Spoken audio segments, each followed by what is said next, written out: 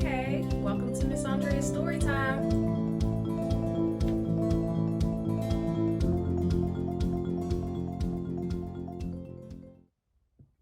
The Little Mermaid, Make a Splash, adapted by Ashley Franklin, illustrated by Paul Keelan.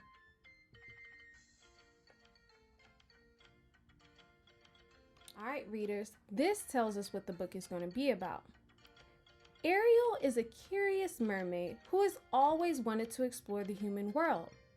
After saving a prince named Eric from a dangerous shipwreck, Ariel makes a deal with the sea witch, Ursula, so she can meet him and learn more about what life is like beyond her ocean home.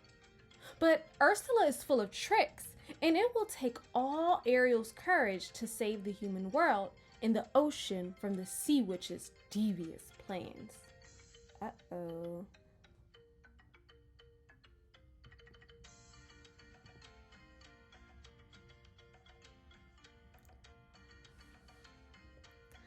Down in the sea lives an adventurous young mermaid. Her name is Ariel, and she's one of King Triton's daughters of the seven seas. But this young princess is far away from her underwater castle. She is exploring a shipwreck with her best friend Flounder. Ariel loves finding and collecting things from the human world.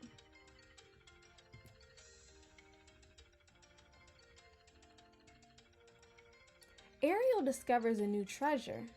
She can only imagine what it's used for. She shows it to her friend Scuttle. Scuttle is an expert on all things human. It's a dingle hopper, she tells Ariel. When King Triton learns about Ariel's adventures, he warns her to stay away from humans and everything connected to their world. King Triton thinks humans are dangerous, and he wants to keep his daughters safe. She doesn't look too excited about following her father's orders. Evening falls, and so do Ariel's spirits. She sneaks off to her underwater grotto. I just don't see how a world that makes such wonderful things could be so bad, she says as she swims among her collection of gizmos and gadgets. Ariel notices a strange light above the water. Overcome with curiosity, she swims to the surface for the very first time. Wow. When Ariel reaches the human world, the sky is filled with a rainbow of fireworks.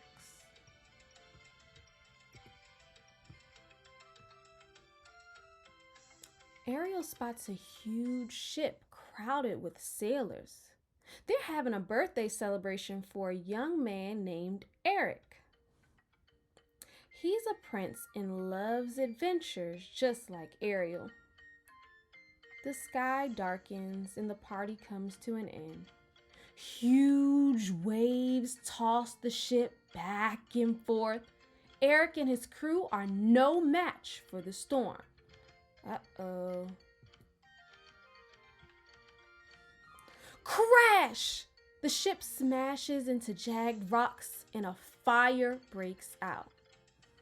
Eric helps his crew get off the ship safely, but after going back to save his dog Max, Eric is thrown overboard.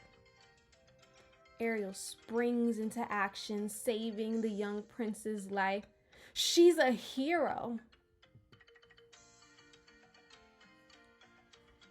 Ariel carefully lays Eric ashore and sings him a sweet song. She wishes she could be a part of his world, but she must hurry back to her own. When Eric wakes up, Ariel's gone. He can remember only her song. Sebastian, the crab, King Triton's advisor, lets it slip to the king that Ariel has helped the human. King Triton is furious and goes to her grotto. Promise me you will never look for him again, he orders Ariel. But Ariel can't make that promise. Angry that Ariel won't listen to him, Triton uses his magical trident to destroy her treasures.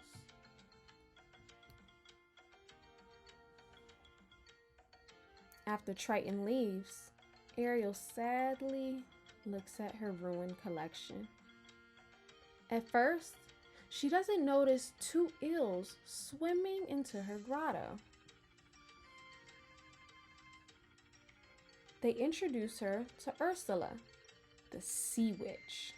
Ursula promises to help Ariel by turning her into a human. Isn't that what she wants?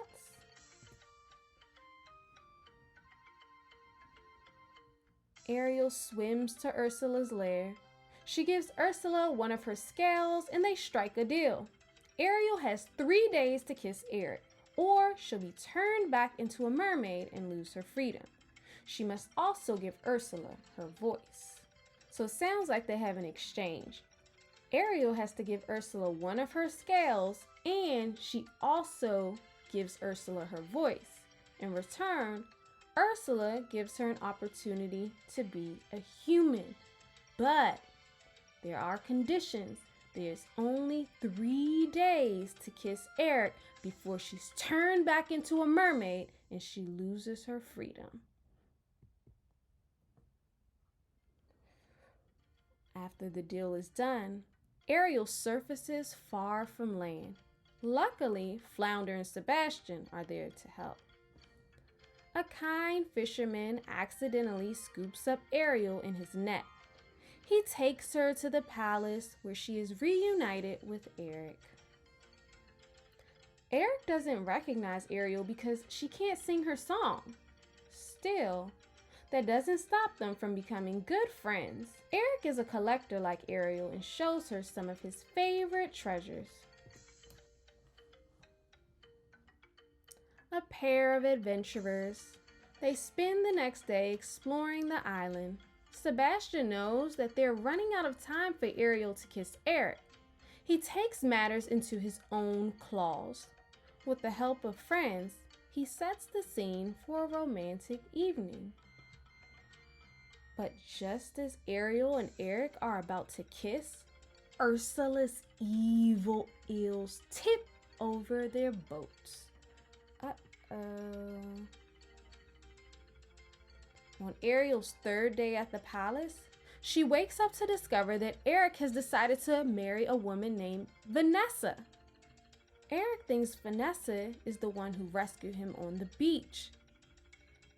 I know it's fast, but I do owe her my life, Prince Eric says to his mother and his advisor, Grimsby.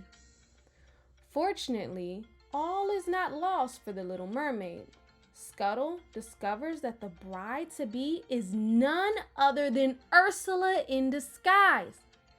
She used Ariel's song to trick the prince.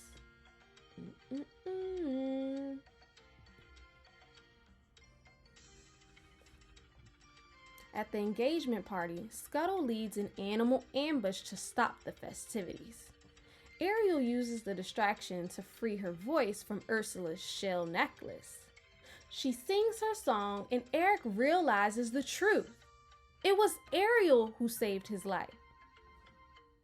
They are too late. The sun sets before Ariel and Eric can kiss. Ariel turns back into a mermaid and Ursula drags her into the ocean. When the sea witch tells King Triton of Ariel's deal, the king trades his freedom and magical trident for Ariel's release. Wow, he's a really good father. The newly powerful Ursula seems unbeatable, but Ariel refuses to give up. She steers a wrecked ship into Ursula and defeats her.